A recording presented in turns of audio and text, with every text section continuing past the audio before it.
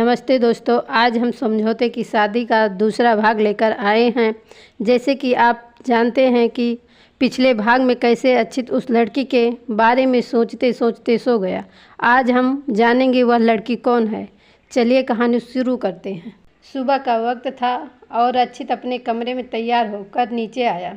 वो dining area की तरफ बढ़ गया जहाँ सब लोग पहले ही मौजूद थे। वो अंश के बगल वाली चेयर पर बैठ गया। सब लोग उसे ही देख रहे थे। ये देखकर उसे थोड़ा अजीब लगा। उसने फिर पूछा, क्या हुआ? आप सब लोग मुझे क्यों देख रहे हो? निहारिका, आज तुम ऑफिस नहीं जा रहे हो? अक्षित, हाँ, वो आज मुझे कुछ ज़रूरी मीटिंग है ऑफिस के पास वाले कैफ़े में।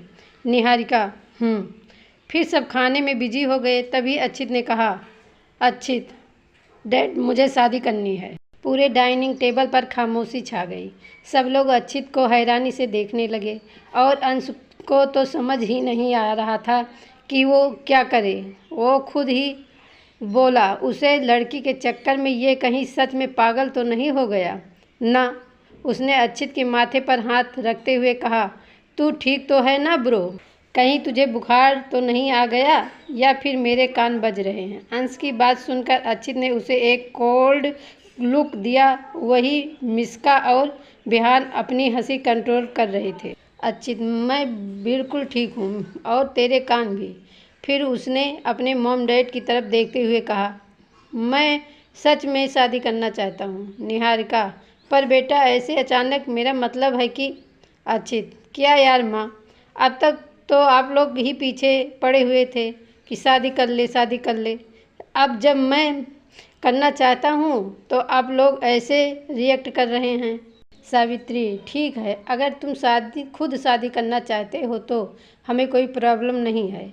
हम आज से ही रिश्ता देखना शुरू कर देते हैं, क्योंकि इसके पहले आए हुए सारे रिश्तों को तो तुमने मना कर दिया है।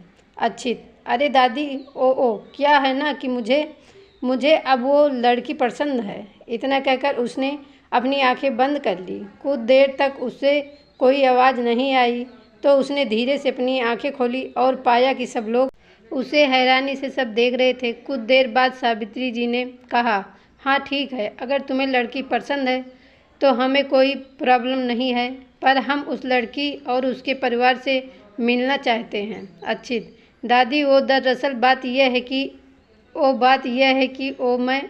अंश, दादी, बात ऐसी है कि सिर्फ ये उसे पसंद करता है, बाकी उसे तो इसके बारे में कुछ पता ही नहीं है।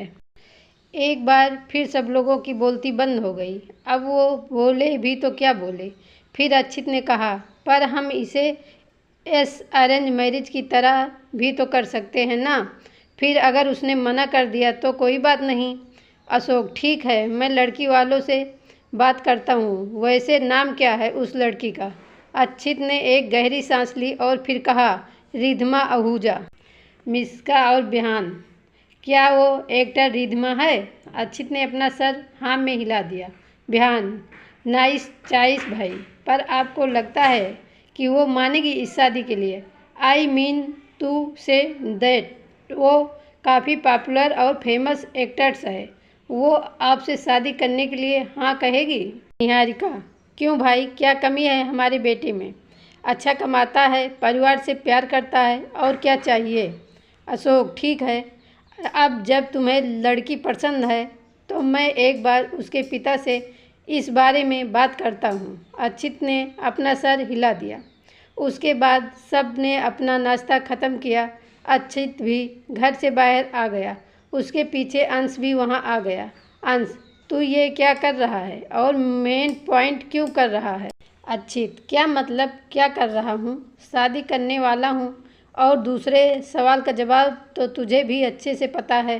अंश, देख यार, मैं जानता हूँ कि तू उससे बहुत प्यार करता है, पर मुझे वो तेरे लिए ठीक नहीं लगती। अक्षित, और तुझे ऐसे क्यों लगता है? अंश, पता नहीं यार, पर मैंने उसे देखा है कई बार और मुझे बस वो अच्छी नहीं लगती।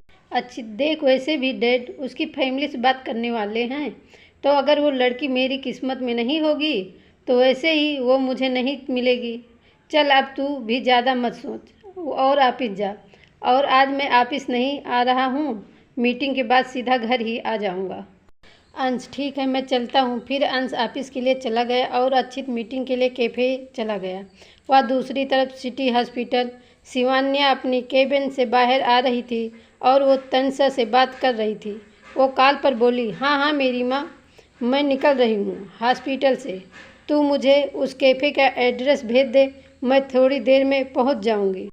ठीक है, पर जल्दी आना। पर जल्दी आने के चक्कर में गाड़ी को उड़ाने मत लग जाना, उसे गाड़ी ही रहने देना।